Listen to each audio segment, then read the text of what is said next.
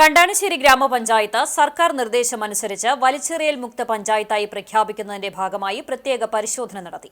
പ്രത്യേക പരിശോധനയിൽ അരിയന്നൂർ കണ്ടംപുള്ളി റോഡിൽ മാലിന്യം ചാക്കിൽ കെട്ടി ഉപേക്ഷിച്ച നിലയിൽ കണ്ടെത്തി.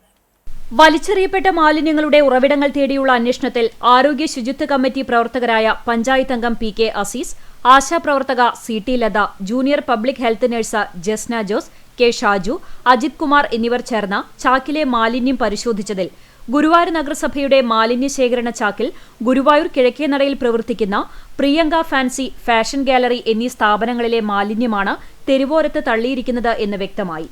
തെളിവുകളുടെ അടിസ്ഥാനത്തിലാണ് മാലിന്യം തള്ളിയവരെ തിരിച്ചറിഞ്ഞത്. ഗുരുവായൂർ നെന്മിനി ദേശത്ത് ഗോകുൽ നിവാസിൽ എസ് സെൽവന്റെ ഉടമസ്ഥതയിലാണ് ഈ സ്ഥാപനങ്ങൾ.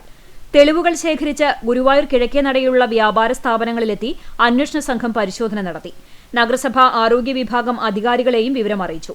വിശദമായ റിപ്പോർട്ട് നഗരസഭയ്ക്ക് നൽകുമെന്ന് കണ്ടാണിശ്ശേരി പഞ്ചായത്ത് കുടുംബാരോഗ്യ കേന്ദ്രം ഹെൽത്ത് ഇൻസ്പെക്ടർ NF ജോസഫ് അറിയിച്ചു.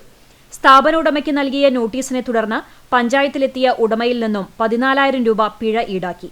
പരിശോധനയ്ക്ക് പഞ്ചായത്ത് പ്രസിഡന്റ് മിനി ജയൻ, ആരോഗ്യ സ്ഥിരം സമിതി ചെയർപേഴ്സൺ നിവ്യ റനീഷ്, ക്ഷേമകാര്യ സ്ഥിരം സമിതി ചെയർമാൻ NA ബാലചന്ദ്രൻ, പഞ്ചായത്ത് അംഗം P K Aziz, junior health inspector Binju C Jacob തുടങ്ങിയവർ നേതൃത്വം നൽകി.